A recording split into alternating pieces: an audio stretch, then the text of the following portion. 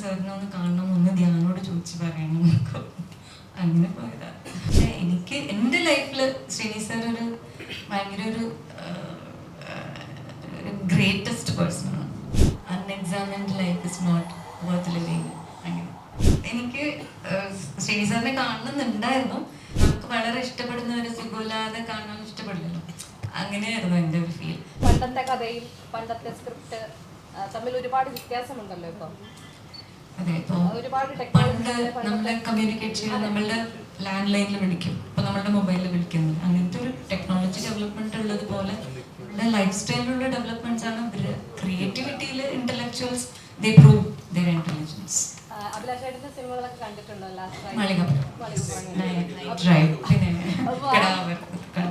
അപ്പൊ അതിനകത്ത് ഒരു ആസ് എ റൈറ്റർ എന്ത് വിഷയമാണ് കൊടുക്കാനുള്ളത്? എനിക്ക് ജനറലി ത്രില്ലേഴ്സ് ഭയങ്കര ഇഷ്ടമാണ് കാണാനും. അപ്പൊ പിന്നെ ത്രില്ലേഴ്സിന്റെ റൈറ്റേഴ്സിന് നമ്മൾ ഇഷ്ടപ്പെടില്ല, അങ്ങനെയാണല്ലോ.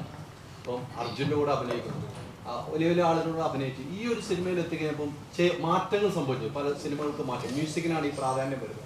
ആ പണ്ടത്തെ കാലഘട്ടത്തിൽ അതിനപ്പുറത്തേക്കാണ് ചെയ്തത്. അതൊക്കെ എങ്ങനെയാണ് ചെയ്തത്?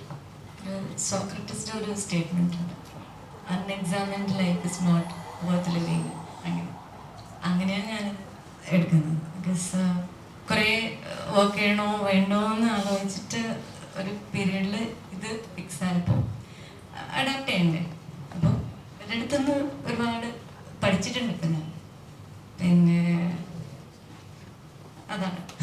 അല്ല, ഈ അമ്മയായിട്ട് കുറെ റോള് ചെയ്തിട്ടുണ്ട്. ഇതിലൊരു അമ്മ എന്നൊരു ഇമോഷൻ വലുതാണെന്ന് ഞാൻ നേരത്തെ തന്നെ പറഞ്ഞിട്ടുണ്ട്. ഇത്തരം കഥാപാത്രങ്ങൾ, അമ്മ എന്നൊരു കഥാപാത്രങ്ങൾ ഇനിയും സിനിമ തേടി വന്നാൽ എങ്ങനെയായിരിക്കും ചേച്ചി യൂസ് ചെയ്യുക?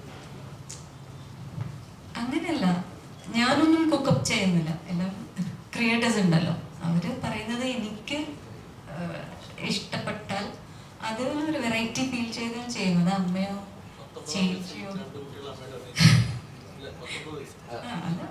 15 years ഞാനൊരു 4 വയസ്സ് കുട്ടിയുടെ അമ്മയായിട്ട് ചെയ്തു തമിഴിൽ ആദ്യം, മൈ ഫസ്റ്റ് മൂവി. അപ്പോൾ അങ്ങനെയൊന്നും ഞാൻ ആലോചിക്കുന്നില്ല, എനിക്ക് ഇഷ്ടപ്പെടണം. ഈ സിനിമയുടെ ലൊക്കേഷൻ വന്നപ്പോഴാണ് ശ്രീനിച്ചേറിനെ കാണാൻ പോയത്. ഞാൻ ശ്രീനിച്ചേറിന്റെ ഇന്റർവ്യൂ എടുക്കാൻ പോകുന്നത് എൻ്റെ ജീവിതത്തിലെ ഏറ്റവും സന്തോഷം തരുന്ന മുഹൂർത്തമായിരുന്നു. എൻ്റെ സംഗീതനെ, എൻ്റെ ചിന്താവിഷയ ഷാമള കാണാൻ പോകുന്നത് എൻ്റെ ഇന്റർവ്യൂവിലാണ് പറയുന്നത്. എൻ്റെ ഷാമള മാത്രമേ എന്നെ തേടി വന്നെന്ന് ഇമോഷണലായിട്ട് എന്നോട് പറഞ്ഞത്. എന്തായിരുന്നു അന്ന് കാണുമ്പോൾ? അത് പിന്നെ സാർ അത് പറഞ്ഞത് എനിക്ക് ഭയങ്കര പ്രൗഡാണ്. പക്ഷെ എനിക്ക് എൻ്റെ ലൈഫിൽ ശ്രീനി സാർ ഒരു ഭയങ്കര ഒരു ഗ്രേറ്റസ്റ്റ് പേഴ്സണാണ്. പ്രൊഫഷണലി അതും ഞാൻ ഇത്രയും അധികം ഞങ്ങൾ സംസാരിച്ചിട്ടൊന്നുമില്ല, കണ്ടിട്ടില്ല. ഓൺലി വർക്കിംഗ് സമയത്താണ് ഞങ്ങൾ കണ്ടിട്ടുള്ളത്. എന്നാലും എനിക്ക് കിട്ടിയ ഈ ഒരു celebration it's completely because of Sreeni സാറാണ്. അപ്പം അത് ഞാൻ എപ്പോഴും എൻ്റെ ലൈഫിൽ ഐ എം ഗ്രേറ്റ്ഫുൾ ടു. അപ്പോൾ സാറിനെ ഞാൻ പോയിട്ട് കാണുന്നത് പറഞ്ഞാൽ കുറേ നാളായിട്ട് ഞാൻ ട്രൈ ചെയ്യണം. അപ്പോൾ ഒരു ദിവസം അഭിലാഷോട് പറഞ്ഞു, ലാസ്റ്റ് ഷൂട്ട് എൻ്റെ ലാസ്റ്റ് ഡേ എന്ന്, എനിക്കൊന്ന് സാറിനെ ഒന്ന് കാണണം, ഒന്ന് ധ്യാനോട് ചോദിച്ച് പറയണം എന്നൊക്കെ അങ്ങനെ പോയതാണ്. അത് ഭയങ്കര സന്തോഷം തോന്നുന്ന മുഹൂർത്തമായിരുന്നു. അതെ, ചേച്ചി എന്നോട് അങ്ങനെ പറഞ്ഞു. അങ്ങനെ ആരും തേടി വന്നിട്ടില്ല എന്നാ പറയുന്നത്. ഞാൻ കുറെ നാളായിട്ട് ഇങ്ങനെ എനിക്ക് ശ്രീനി സാറിനെ കാണണമെന്നുണ്ടായിരുന്നു.